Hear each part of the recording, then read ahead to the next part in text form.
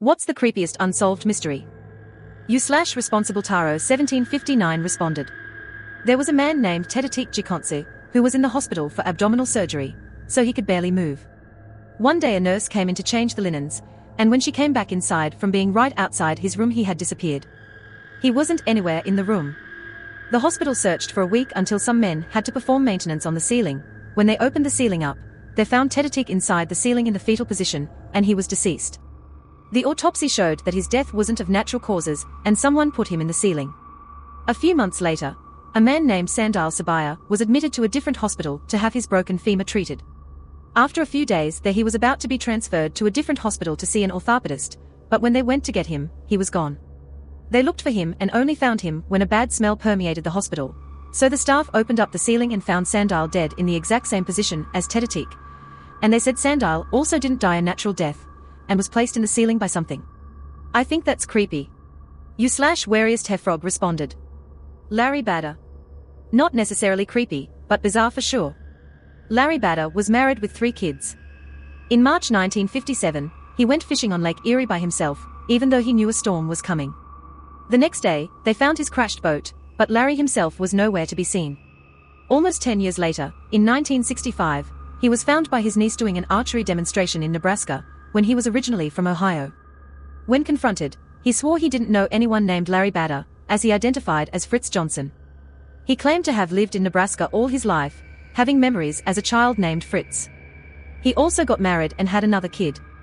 His niece, convinced Fritz was her uncle, requested that he goes to the police and have his fingerprints analyzed. He was, in fact, Larry Badder, but he had no recollection whatsoever of his previous life. Edit, fingerprints, not DNA test. U/Nude Lessertuff 1256 responded.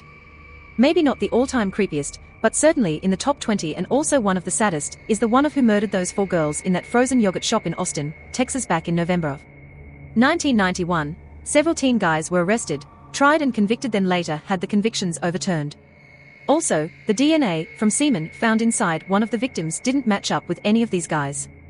In addition, a married couple, who left the shop shortly before closing time, noted a pair of older and rather sinister-looking guys sitting in a booth next to the counter as they left. U/Anxious Lito Tingababy responded. Frauke Leibs was last seen leaving a bar to go home, then at some point during her walk home, went missing. She was able to make several texts and calls to loved ones over the next few days, but was very vague and refused to give information on her whereabouts. The details of her last phone call, to her sister, are pretty chilling. From Wikipedia, during this conversation, she is said to have answered the question of whether she was being held captive with a faint yes, immediately followed by a loud no. Contact broke off after this phone call. Her body was found several months later in a wooded area, most likely dumped from somewhere else. No further details were found about the killer, motive for her death or disappearance. U/Jensen Button responded. The murder of Alastair Wilson in Nairn, Scotland in 2004. A 30-year-old banker living in a quiet neighborhood has the doorbell of his home rang. His wife answers the door, and a man in a baseball cap asks for Alastair by name, and so he went to speak to him. He returned after a few minutes to his wife with an empty blue envelope that had Paul written on it. Confused about this, he went back to his front door, at which point his wife heard 3 gunshots and then found him executed.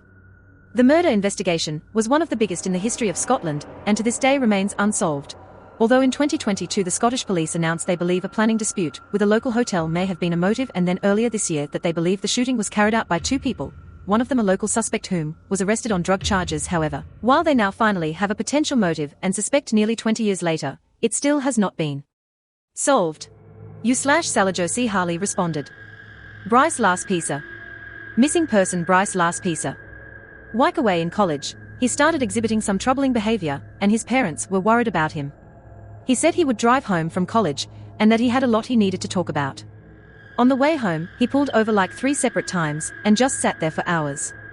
At some point about halfway home, he ran out of gas, and a roadside assistance employee delivered gas to him at 9 a.m. By noon, when he still hadn't arrived home, his mom called the insurance company, and was able to contact the roadside assistance employee, and have him check on Bryce. He found Bryce in the exact same spot, where he had delivered gas to him, hours earlier. He had Bryce call his mom, and Bryce said he would be home by 3 p.m. At 6 p.m., he is still not home, and his parents report him missing. The police find Bryce just 8 miles away from where he was previously sitting. He seems fine, they leave, he still just sits there. Again, the roadside assistance employee checks on Bryce and finds him in the same spot the cops left him hours earlier. Anyway, after a lot of that, when he does finally start heading home, he crashes the car off a cliff. It was found he accelerated while descending the hill, so they think he crashed on purpose. Police find the damaged vehicle, no Bryce, and he is never seen again. U/astro_not_yet responded. Sukumara Kuup. Time period, mid-80s.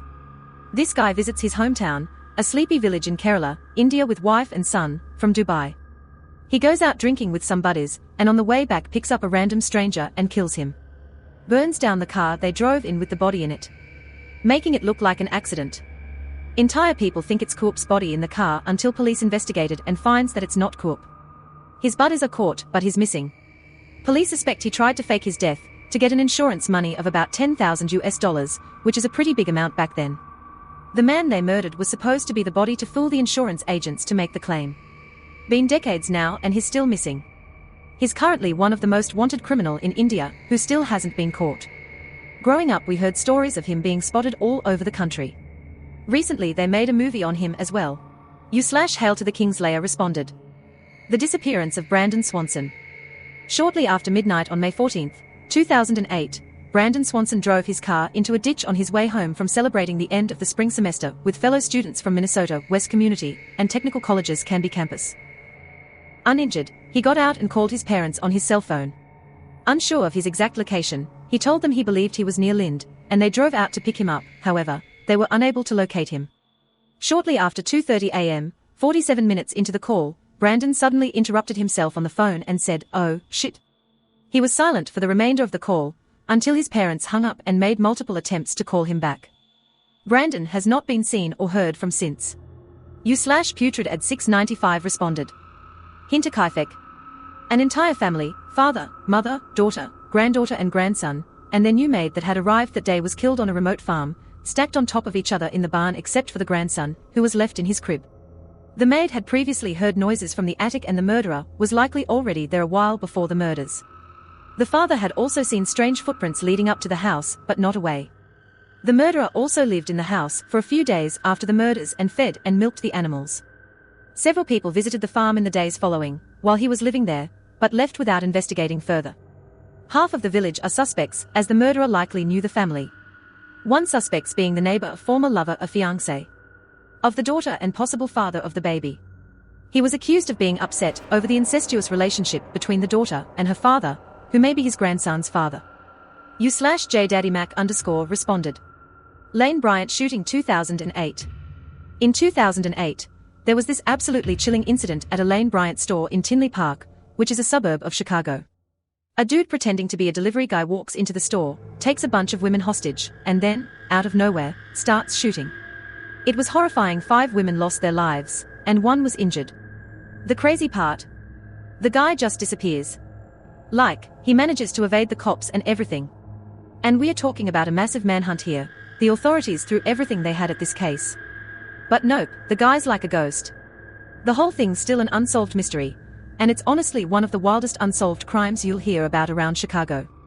Everybody was talking about it, it was all over the news. There's been a ton of appeals for information, and Lane Bryant even set up a reward fund to try and get some leads. But despite all of that, the case is still cold. The motive? No idea. Who the guy is? Still no clue. It's just one of those cases that makes you wonder, you know. U/Paradox PSY Hosis responded. Adam Richard Johnson from Minneapolis. In 2021 he was murdered, dismembered and dumped in very public places over the course of a couple of weeks. His head was left on a park bench and found by a random person jogging by. There hasn't been a single update since October 2021. I believe that despite the brutal, terrifying murder and blatant disregard for his corpse being discovered, the police aren't giving it the attention it deserves because of his previous issues with addiction and mental health. Adam was a father of 2 who tried his best. No one is perfect. Every murder should be given a proper investigation. U/Lawful Raccoon responded. We have one in Ireland that always creeps me out. A young guy, 22 years old, vanishes one night after a work Christmas party. He's seen a few times on CCTV, heading back to his place of work to get an umbrella. It was a stormy night in Dublin, and a taxi strike had people taking a walk home. This guy worked in a bank, but not in the money part. He stopped by his office and is seen talking to an unidentified person on the CCTV. This person is hovering around, almost waiting for him to return. He also doesn't mention anything to his colleagues inside. There's also a theory about a girl from Alaska he'd met. There are lots of theories, but this case comes up every year as his family still search for answers. There's also no trace of his phone, potentially as the streets had been cleared due to a presidential visit by the President of the USA. The CCTV images of this case give me chills. U/electronic being 7258 responded. Some of these stories are exceedingly creepy, but it's so easy for someone to accidentally or intentionally disappear. I grew up in a small town in the southern US. It was a typical small town and unexciting until a well-liked neighbor disappeared. He lived 4 houses down and I often did yard work for him. This consisted of mowing, trimming shrubs and keeping the kudzu at bay, which had overgrown many empty lots in our subdivision. The neighbor was single, educated, never missed church and the target of many females in the community. Then one day he disappeared without a trace. Police and community were unable to find a trace of the neighbor or his car. After many months of gossip, theories and unsuccessful leads, he was relegated to the missing persons file and forgotten. 5 years after his disappearance, the empty lot next door was sold to a family and they started clearing the lot. Among the pine trees, kudzu and privet hedge, they found the neighbor's car with his body still at the wheel. He had driven into overgrown lot and nobody in the neighborhood even noticed. U/asexual Rino responded. Not the creepiest, but my sister told me about it a few days ago, and LVE been thinking about it ever since. I don't have a lot of details, it's a friend's co-worker. Her 2-year-old was standing next to her on the sidewalk while she unloaded the baby out of the car. She heard a scream and turned around. 2 of her toddler's fingers were off his hand and on the ground in a pool of blood. They have no idea what happened. There was no blood on the car, no dog around, nothing. Just detached fingers lying on the ground. Our best guess is that he literally just bit them off. IDK if they checked his mouth for blood or anything. But I would think they'd know by that age if he had zipper, and he wouldn't have been screaming in pain if he did. One keep thinking about it. Additional details, the fingers were sewn back on easily, making me think they probably weren't crushed in the car, which would cause them to be mangled. They were also found in the middle of the sidewalk with blood just there, not trailed from the car. I too update if I find out more. Our friend isn't super close to the co-worker, newish job, and so probably doesn't want to pry too much. U/longjumping_choice_6 responded. Oakville Jello rain comes to mind. In Oakville, Washington, which is a creepy place by itself, south of Olympia headed towards the coast, there was a strange weather event in the 90s where gelatinous rain fell and coated everything in a jello-like sludge. Weirder still, after handling it or being exposed in any way, dogs licking off fur, people wiping it off car windshields, things like that, people and animals started to get sick with some weird illness that landed some people in hospitals.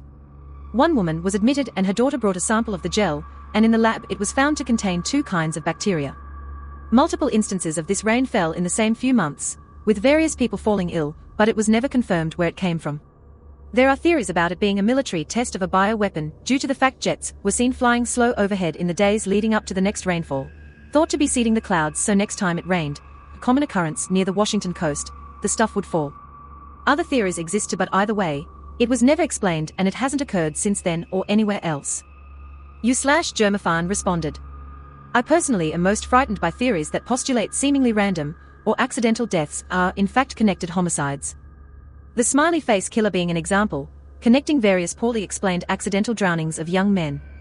I loosely knew someone whose own death intersects with this theory, and LVE never been sure what to think. They are scary because, while many are not supported by evidence, all are difficult to disprove, which leaves open the simple possibility that the right person, with the right method, targeting the right people, absolutely could exist as an undiscovered and unscrutinized serial killer.